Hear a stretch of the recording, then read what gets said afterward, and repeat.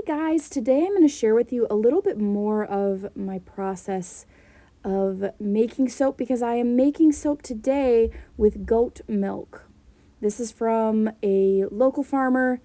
I froze my goat milk completely into little cubes, and you see I just poured a tiny little bit of lye into there. I measured out my lye into a separate container, and as you will see, it's going to take quite a long time to incorporate. So here, as I'm waiting for that lye to incorporate that little bit, I am mixing up some essential oils, and I'm also putting kaolin clay into the essential oils. Clay absorbs. If you just think of that, like if you use a face mask that has clay in it, oftentimes it'll say oil absorbing. That is because it does absorb oil. I want it to. And here it is absorbing my essential oils, and that tends to help the scent stick longer, but it also adds a nice property to the soap as well. So there are many ways to, I feel like Mr. Rogers, there are many ways to say I love you. There are many ways to add milks to your soap. You can do a complete water substitute. So let's just say your recipe calls for 152 milliliters of water. You would substitute 152 milliliters of water for 152 milliliters of goat milk. Ta-da! You can do that. You want to make sure it is frozen. The milk can easily scorch. So you see little powder at the bottom of this white pitcher. That is powdered honey. With that, you can do it several different ways. I have a big container of powdered honey that I will use. It's a little bit easier to work with when making cold process soap, but you can absolutely add raw honey that is in the liquid sticky form. This is just a little bit easier. I did warm up my olive oil. Olive oil is my only base oil. That is known as a Castile soap when you just have olive oil as your base oil. So as you can see, those little cubes are melting. You do not want to do this process fast. This took me about 20 minutes to fully incorporate all of the lye with all of the frozen goat milk. If it raises in temperature too quickly, 67.4 degrees, this is excellent. If it raises in temperature too quickly, the milk will scorch. It will turn a yellowy orange. It will probably get clumpy. Now, it will get clumpy, and I will tell you why in just a second. This is sodium lactate. Because this is a Castile soap, it does stay squishy, soft for a very long time, and it takes a longer time to cut. And so I added that salt-based hardener. Sodium, if you think of sodium, you think of salt, right? Sodium lactate. It's a form of salt. So there it is.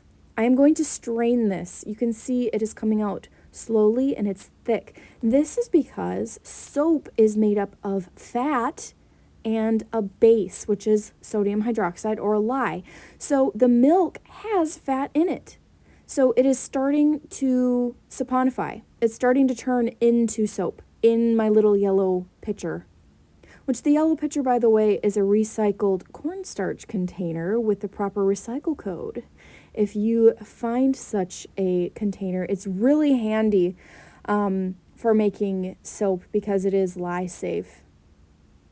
I did warm the oil up, the olive oil, because I want this to go through gel phase if at all possible.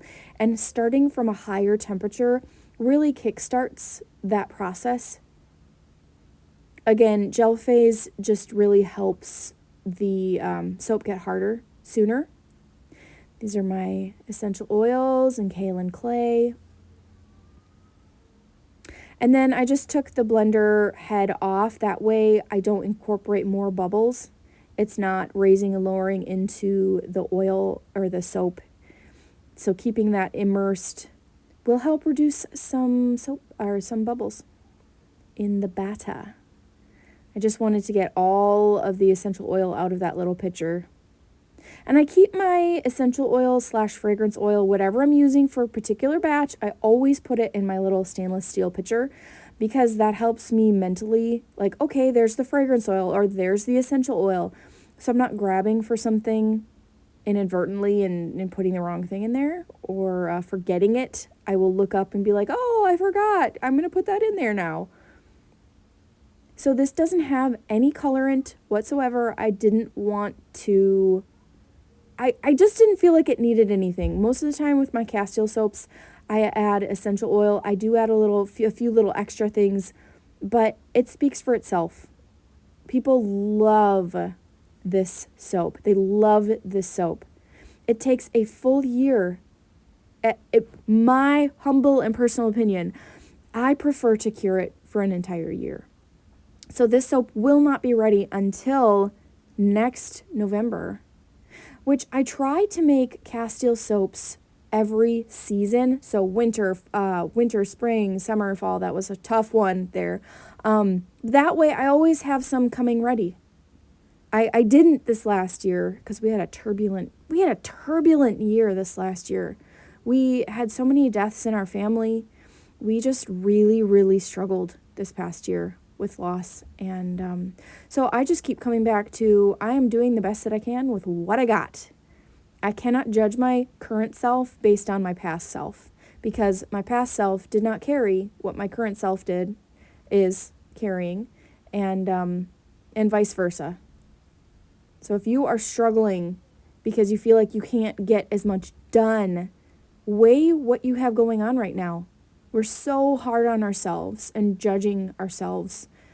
Here is the end product. I did stamp it. I did not bevel them. I just felt like they didn't need it.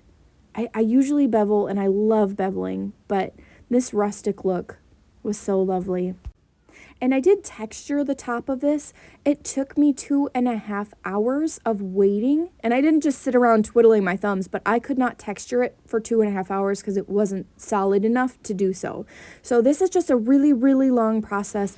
My name's Martha. Thank you guys so much for watching this video. If you have any questions about making Castile soaps, it is a process. If you have any questions about incorporating goat milk or any kind of milk into your soap, please put them in the comments. I'm really happy to walk alongside you in your journey. I do have a Soapers platform on Facebook. It is called Soapers Haven, and you will see that I am the admin, so you will know it is my group. But there are so many phenomenal makers over there that teach and just love on brand new makers or makers at any stage of their journey. Also, my holiday collection is live in my shop at bluehavensoapery.etsy.com. You can find yourself all kinds of goodies over there. Salt bars, shampoo bars, soap bars for your body or for gifts. Go check them out.